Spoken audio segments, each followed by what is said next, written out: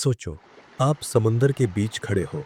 Surface बिल्कुल शांत है, लेकिन आपके नीचे 10,000 मीटर्स नीचे एक ऐसी दुनिया है जहां रोशनी कभी नहीं पहुंची और जहां आज भी कुछ ऐसे क्रीचर्स जिंदा हैं जो टेक्स्ट बुक्स में नहीं, सिर्फ नाइटमेयर्स में मिलते हैं। साइंटिस्ट्स कहते हैं हमने डीप ओशन से ज्यादा स्पेस एक्सप्लोर कर लिया है और शायद इसी वजह से समुंदर के अंधेरों में कुछ ऐसा छुपा है जो हम देखना ही नहीं चाहते। आज के इस वीडियो में मैं आपको दिखाऊंगा 7 ऐसे डीप सी बीइंग्स जो रियल और लेजेंड के बीच कहीं अटके हुए हैं। और जैसे जैसे वीडियो आगे बढ़ेगा, चीजों का साइज और डर दोनों बढ़ते जाएंगे। फ्रिल्ड शार्क, इस क्रीचर को देखो और एक बात नोटिस करो, ये शार्क जैसे स्विम नहीं करता, ये स्नेक की तरह मूव करता है। फ्रिल्ड शार्क को साइंटिस्ट्स लिविंग फॉसिल कहते हैं क्योंकि ये 80 मिलियन साल से लगभग अनचेंज्ड है। इसके 300 से ज्यादा नीडल लाइक दांत हैं जो बैकवर्ड कर्व होते हैं, मतलब एक बार प्रे घुसा तो निकलना इम्पॉसिबल। इसका बॉडी मूवमेंट इतना अननेचुरल लगता है कि जब पहली बार डीप सी कैमरास में दिखा, लोगों ने इसे सी सर्पेंट समझ लिया। और सबसे क्रीपी बात, ये यूजुअली डीप ओशन के क्रैक्स और ट्रेंचेस में रहता है जहां से कुछ भी अचानक बाहर आ सकता है। बिग फिन स्क्विड, अगर फ्रिल्ड शार्क क्रीपी है तो big fin squid pure cosmic horror है। इस स्क्विड का बॉडी छोटा होता है, लेकिन इसके आर्म्स एंडलेस ब्लैक थ्रेड्स जैसे लगते हैं जो सीधे नीचे लटकते रहते हैं। आरओवी कैमरास ने जब इसे रिकॉर्ड किया तो साइंटिस्ट्स भी कंफ्यूज हो गए। ये नॉर्मल स्क्विड की तरह हंट नहीं करता, बस डार्कनेस में फ्लोट करता रहता है। इमेजिन करो आप एक सबमर्सिबल के अंदर हो और अचानक ऊपर से काले तार जैसे कुछ लटकते हुए दिखे। ना आंखें दिखती हैं, ना क्लियर मूवमेंट, बस एक प्रेजेंस। इसी वजह से बिग फिन स्क्विड को लोग डीप सी का एलियन कहते हैं। जायंट फैंटम जेलीफिश, अब जो आ रहा है वो फिश भी नहीं, स्क्विड भी नहीं, स्टाइजियो मेडुसा जाइगेंटिया यानी जायंट फैंटम जेलीफिश। इसका साइज छोटी कार जितना हो सकता है और इसके ribbon like arms slowly space में वेव करते हुए लगते हैं। इस जेलीफिश को इतनी कम बार देखा गया है कि हर साइटिंग एक इवेंट बन जाती है। इसका कोई क्लियर हंटिंग पैटर्न नहीं, ना ही प्रॉपर एक्सप्लेनेशन, बस एक चीज कॉमन है, जब भी ये दिखता है पूरा सीन एक घोस्टली साइलेंस में डूब जाता है।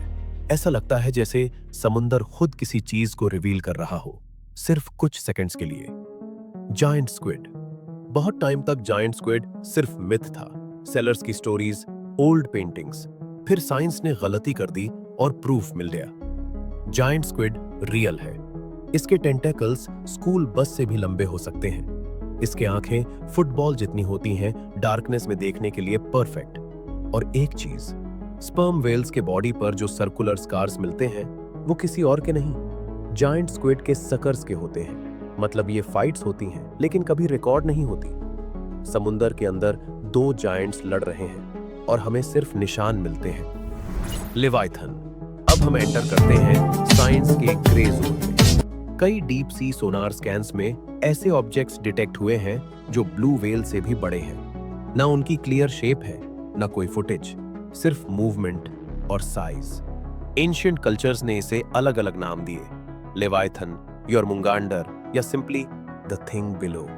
साइंटिस्ट्स ऑफिशियली कुछ कंफर्म नहीं करते, लेकिन एक बात मानते हैं, डीप ओशन में साइज का लॉजिक अलग होता है। प्रेशर और डार्कनेस चीजों को अनएक्सपेक्टेड बना देते हैं। सवाल ये नहीं है कि लेवाइथन एग्जिस्ट करता है या नहीं, सवाल ये है अगर करता है तो हमने अब तक उसे देखा क्यों नहीं।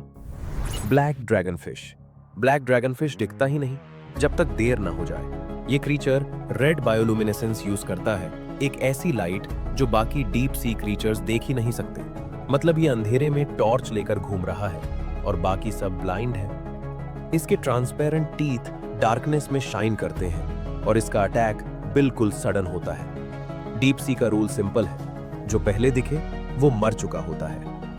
ओविपोस, अब लास्ट क्रीचर प्योर मिथ नहीं है, प्योर साइंस भी नहीं। जापानी सेलर्स सदियों से एक ब्लैक ह्यूमनॉइड शेप्ड शैडो के बारे में बोलते आए हैं, उमीपोजो।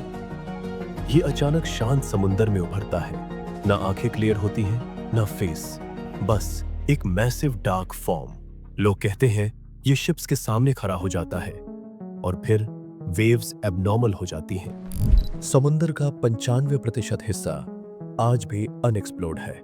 हो सकता है ये सारी चीजें सिर्फ रेयर एनिमल्स हो सकता है लेजेंड्स एग्जेजरेशन हो, लेकिन एक बात क्लियर है, जब तक हम नीचे नहीं जाते हम श्योर नहीं हो सकते कि अंधेरों में कौन रह रहा है, और शायद कुछ राज वैसे ही रहने चाहिए। और अगर आपको यह वीडियो इंटरेस्टिंग लगी तो वीडियो को लाइक और चैनल को सब्सक्राइब करना मत भूलिए। और अगर आपको 3 एटलस और एलियंस की मिस्ट्री को समझना है तो ये वाली वीडियो देखें। अब मैं आपको वही मिलता हूँ। Stay curious.